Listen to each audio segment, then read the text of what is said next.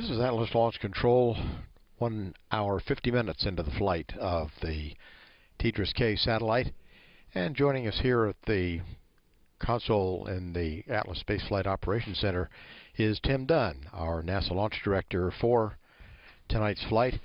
And Tim, first of all, on the surface of it, it looks like we have a happy satellite in orbit. George, thank you for having me. Yes, indeed, we have a successful spacecraft separation. We just confirmed that via telemetry.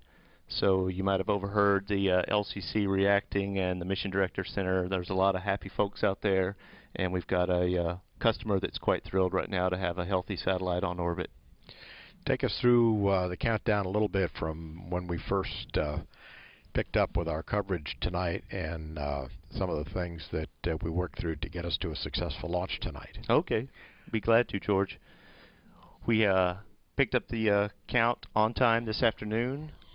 We obviously knew we had some weather concerns that I'll go into a little bit. Coming into the count, we had a nice clean rocket. Range was very clean as well. And spacecraft, we were working no issues. So when we were coming down through the count, getting ready for cryo-tanking decision, the primary concern we had was with weather. Fortunately for us, the predicted weather that we thought we were going to be dealing with was an encroaching thunderstorm activity and a potential for a Phase 2 lightning advisory, which would have had an impact on tonight's launch attempt.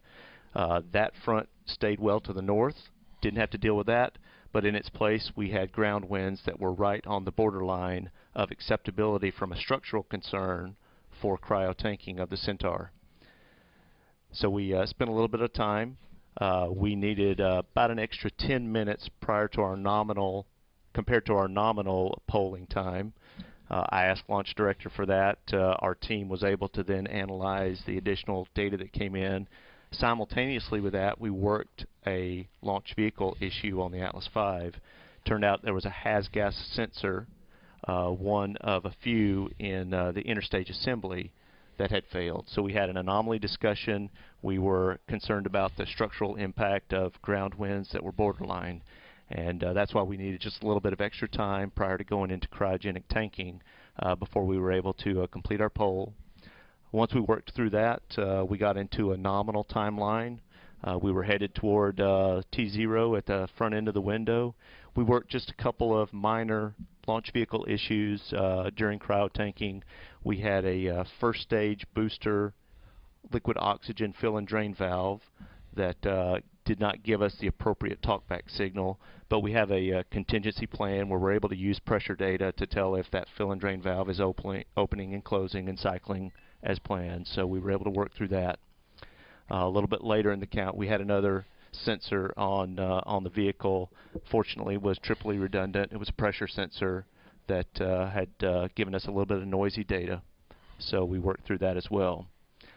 During that whole time, spacecraft, the TDRS-K spacecraft, was being turned on, rock solid, no problems at all. On the range side, the range had just a few minor issues that they were working. One of the camera sites temporarily went down, came back operational. One of the winds, Doppler radar profilers went down, went non-mission capable, but the range addressed that quickly and was able to bring that back online. And then one of their upper level winds displays was non-operational. We had redundant capability there, but again, the range team, being a great team that they are, was able to bring that component back as well. So once we got down within a half hour of launch, we were clean and green.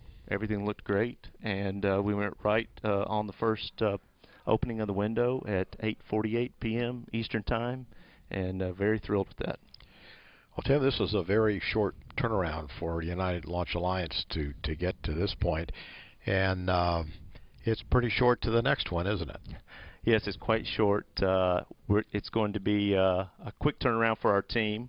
We're going to get a little bit of rest tonight, come back in, start reviewing the data from this mission, the TDRS-K mission, and then get most of our team deployed out to Vandenberg Air Force Base in California for the LDCM mission, the Landsat Data Continuity Mission, which is currently scheduled on Atlas V from Vandenberg on the 11th of February.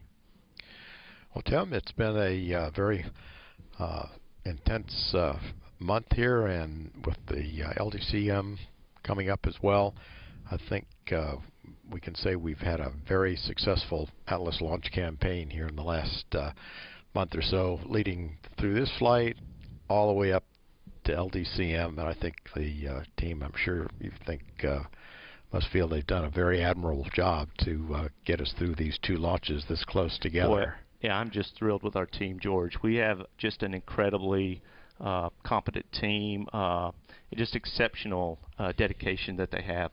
Both the NASA government team working alongside our colleagues at United Launch Alliance. We just have one of the finest launch teams assembled, and I couldn't be more proud of them. So George, on a personal note, I would like to make a comment about this launch. I would like to, as launch director for TDRS-K, I'd like to make a personal dedication of this launch to a special little girl, Delaney Graylick. She's a little 14-year-old girl. She's battling cystic fibrosis. She's over in Orlando at Arnold Palmer Hospital. And I just wanted to say, Delaney, this launch was for you. So we're really thinking about you and praying for you. Well, Tim, thanks very much, and we'll look forward to seeing you and Omar Myers as well out at Vandenberg, and we're all on a plane out of here very shortly. Very shortly. So, looking forward to it, George. And that will conclude our coverage of tonight's Atlas V launch with the TDRS-K tracking and data relay satellite. From the Atlas Space Flight Operations Center at Cape Canaveral Air Force Station, this is Atlas Launch Control.